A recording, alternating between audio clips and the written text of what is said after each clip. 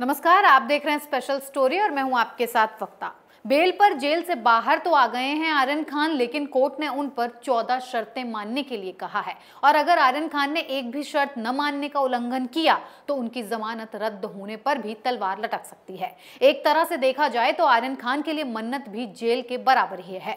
तो वहीं दूसरी तरफ समीर वानखेड़े ने महाराष्ट्र सरकार को आड़े हाथों ले लिया है। समीर वानखेड़े ने उत्पीड़न का आरोप लगाते हुए लिखे पत्र पर महाराष्ट्र सरकार से जवाब मांगा है। पत्र में सरकार से 7 दिनों के अंदर जवाब देने को कहा गया है, जिसमें विफल रहने पर समन जारी किया जाएगा। इसी पर चर्चा के लिए हमारे साथ मौजूद हैं कैपिटल टीवी की न्यूज एडिटर तृप्ति श्रीवास्तव जी। मैम, आपका बहुत बहुत स्वागत है। मैम, आर्यन खान के सामने 14 शर्तें रखी गई हैं, अगर उसमें से वो एक का भी उल्लंघन करते हैं तो उनकी जमानत रद्द की जा सकती है क्या? बिल्कुल जमानत रद्द की जा सकती है और इसीलिए शर्तें दी गई हैं।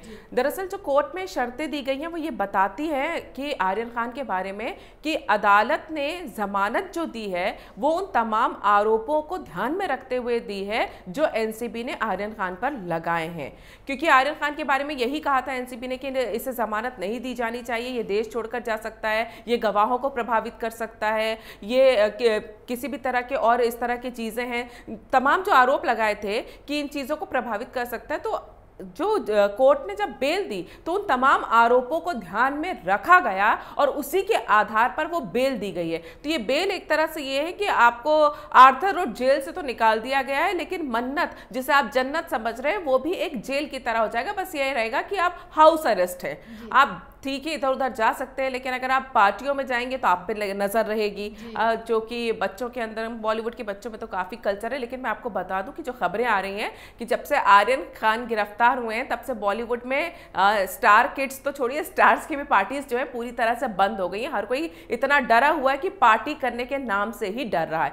तो आर्यन खान वहीं रहेंगे। अब इतने दिनों में करेंगे क्या ये घर में रह के? तो मैं आपको बताती हूँ कि जो खबरें आ रही हैं और वे बहुत ही बड़े घरों की नेचुरल प्रोसेस होती है कि आर्यन खान के लिए बकायदा डॉक्टरों की एक टीम तैयार की गई है कि 28 दिन से वो जेल के अंदर था, उसके ब्लड टेस्ट कराए जा रहे हैं, पूरा फिजिकल चेकअप कराया जा रहा है, फिर उसके बाद साइकोलॉजिकल जो इम्पैक्ट पड़ा है, क्योंकि आर्यन खान इस तरह के किसी भी सदमे के लिए तैयार नहीं थे, एक ट्रॉमा है। तो काउंसलिंग की तैयारी की गई है कि काउंसलर्स बुलाए गए हैं, वो भी देश के बड़े बड़े काउंसलर्स बुलाए गए, डाइटिशियंस बुलाए गए हैं, न्यूट्रिशनिस्ट जो उनकी डाइट है उसको फिक्स करने के लिए बुलाए गए हैं, और ये सारे बड़े बड़े लोगों को बुलाए गए। छोटे मोटे जो अब मुकुल रोहतगी जैसे वकील को बेल के लिए जिन्होंने हायर किया हो, तो ऐसा नहीं है, करोड़ों रुपए खर्च किए बेल दिलाने के लिए और अभी सेहत पे ध्यान देने के लिए करोड़ों खर्च किए जा रहे हैं। तो फिलहाल 1-1.5 महीना तो इसी में निकल जाएगा, लेकिन इस बीच में हर शुक्रवार को एनसीबी के दफ्तर भी जाना पड़ेगा, हाजिरी भी लगानी पड़ेगी। तो हो सकता है वहाँ एनसीबी का दफ्तर देख के भी वो काफ़ी घबराएं, क्योंकि वहाँ यादें तो बहुत अच्छी नहीं जुड़ी हुई हैं, लेकिन एक सबक की तरह अगर मेरे मानना है कि आर्यन खान जेल से बाहर निकले हैं, ठीक है 23 साल के नौजवान हैं, लेकिन सबक लेके निकले हैं, और अगर वो वाकई में कुछ सीखे हैं और ड्रग्स के खिलाफ काम करते हैं तो ये अच्छी मिसाल भी पेश कर सकते हैं। जी मैम, आर्यन खान जेल से बाहर निकल आए हैं, चलिए ये शाहरुख के लिए एक राहत भरी खबर हो सकती है, लेकिन नवाब मलिक के लिए और अघाड़ी सरकार के लिए एक बैड न्यूज साबित हो सकती है कि समीर वानखेड़े ने उत्पीड़न का आरोप सरकार पे लगाया है। एससी आयोग की तरफ से एक नोटिस भेजा गया है और 7 दिन में सरकार से जवाब मांगा गया है। बिल्कुल इसलिए भेजा गया है क्योंकि अभी तो नवाब मलिक ये आरोप लगा रहे हैं कि ये मुस्लिम है, इन्होंने धर्म परिवर्तन किया। अगर आप मुस्लिम हैं और धर्म परिवर्तन करते हैं तो आप अनुसूचित जाति का फायदा नहीं ले सकते नौकरी में। लेकिन ये आरोप है, कानूनी तौर पे देखा जाए तो समीर वानखेड़े अनुसूचित जनजाति से आते हैं और उसके अलावा उन्होंने जो नौकरी हासिल की है वो उसी कोटे से हासिल की है, तो उन्हें सारे वो राइट्स मिलेंगे जो अनुसूचित जाति जनजाति के लोगों को मिलते हैं। और मैं आपको बता दूं कि अनुसूचित जाति और जनजाति को लेकर देश का कानून ड्रग्स के कानून से भी ज्यादा सख्त है। आपको याद होगा कि अभी युवराज सिंह जो क्रिकेटर हैं, उन्हें एक दिन के लिए गिरफ्तार होना पड़ा था क्योंकि उन्होंने अनुसूचित जाति या जनजाति के किसी के लिए कोई गलत शब्द का इस्तेमाल अपने सोशल मीडिया पर कर दिया था। सिर्फ एक शब्द बोलने के लिए उन्हें गिरफ्तारी देनी पड़ी थी, और इसके इतने सख्त कानून हैं कि सीधे गवर्नर के पास अपील लगानी पड़ती है बेल के लिए। सिर्फ बोलने भर से, उनके खिलाफ कुछ बोलने भर से या अपमानजनक शब्द इस्तेमाल करने भर से जेल में डाल दिया जाता है, नॉन बेलेबल होता है वो भी। जी मैम, दूसरी तरफ अघाड़ी सरकार के लिए एक और दिक्कत सामने आ रही है। अभी तक एनसीबी इसकी जांच कर रही थी, लेकिन अब इसमें एनआईए भी आ चुकी है। क्या ठाकरे सरकार फंस सकती है?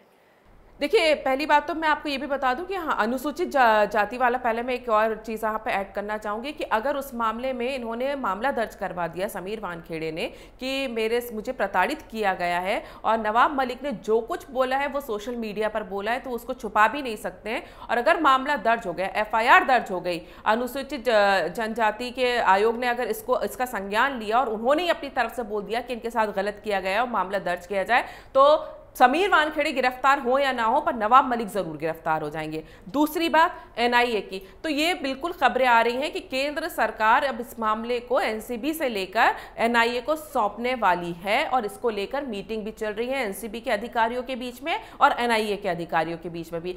जिस तरह से NCB का नाम बदनाम करने की कोशिश की गई है, उसकी साख पर सवाल उठाए जा रहे हैं, तो ऐसे में केंद्र को एक बड़ा कदम उठाना ही था, क्योंकि केंद्रीय एजेंसी है। आप उस एजेंसी को अगर टारगेट करके कर रहे हैं, क्योंकि देखिए यहाँ पर राजनीतिकरण हो रहा है। NCB महाराष्ट्र सरकार की कोशिश है कि वो किसी तरह से केंद्रीय एजेंसी को बदनाम करे, वो उनके राज्य को बदनाम करने के लिए कर रही है, जबकि ड्रग्स का मामला तो एक समाज के लिए काम होता है ना, ये देश के कानून के तहत काम होता है, तो वो उनके इंटेंशंस को समझ रही है। अब अगर NIA की एंट्री हो जाती है तो क्या होता है? देखिए, NIA की एंट्री बहुत ही मनहूस साबित हुई है महाराष्ट्र सरकार के लिए।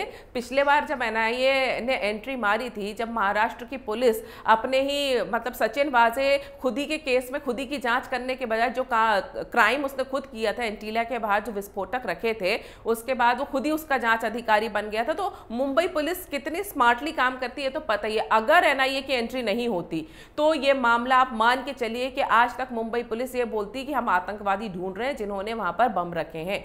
NIA ने आकर ही पूरा मामला खोला था, NIA ने ही पूरा ये 100 करोड़ का वसूली कांड सामने निकाला था, NIA ने ही बताया था कि महाराष्ट्र की सरकार किस कदर भ्रष्ट है, उनके पुलिस अधिकारी कैसे कठपुतली की तरह काम करते हैं, उनको 100 करोड़ रुपए टारगेट दिया गया था, और ये एक मंत्री का था क्योंकि मामला वो पकड़ा गया था। ऐसे कितने डिपार्टमेंट्स होंगे जहां ये काम चलता होगा या जिनको टारगेट किया जाता होगा या दिया जाता होगा।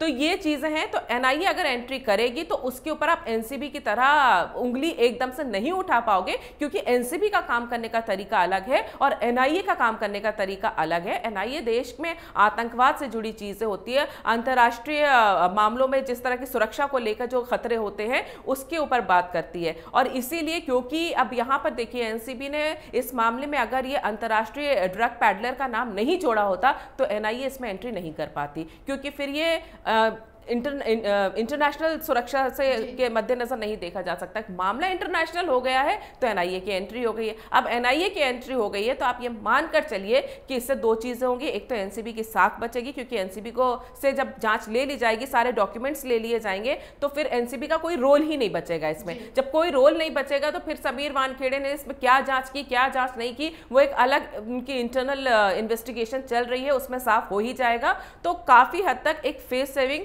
समीर वानखेड़े की भी हो जाएगी और NCB की भी हो जाएगी, क्योंकि जिस तरह के आरोप लग रहे हैं वो तथ्यों पर कम हैं और अपने दुश्मनी के तहत ज्यादा लगाए गए हैं, ये सबको दिखाई दे रहा है। तो इस मामले को ये दब जाएगा, ये नवाब मलिक भी चुप बैठ जाएंगे। लेकिन इसका ये मतलब नहीं कि NCB अपना काम जारी नहीं रखेगी। NCB अपना काम तब भी जारी रखेगी, भले ही आप समीर वानखेड़े पर दबाव बना रहे हैं, लेकिन अकेले समीर वानखेड़े नहीं है, और भी कई अधिकारी हैं। तो मुंबई में वो ड्रग्स की रेड मुझे तो लगता है कि तब भी चलती रहेगी। बहुत बहुत धन्यवाद इतनी जानकारी के लिए। आर्यन जेल से छूट तो गए हैं, लेकिन उन पर कई तरह की पाबंदियां लगाई गई हैं, जिसके चलते आर्यन फिलहाल पार्टियां नहीं कर पाएंगे और NCB जांच से भाग नहीं पाएंगे। और अब NIA भी कई सवाल दागेगी। इस मामले में समीर वानखेड़े को अघाड़ी सरकार में मंत्री नवाब मलिक ने पर्सनल लेवल पर घेरा, और जिसका जवाब समीर वानखेड़े ने दिया है। और ठाकरे सरकार को इस पूरे मामले में 7 दिन का समय मिला है। अगर जवाब नहीं दिया तो सरकार के खिलाफ समन जारी किया जाएगा। इस केस में अभी कई ट्विस्ट आएंगे। सारी अपडेट्स को जानने के लिए देखते रहिए कैपिटल TV। फिलहाल दीजिए इजाजत, नमस्कार।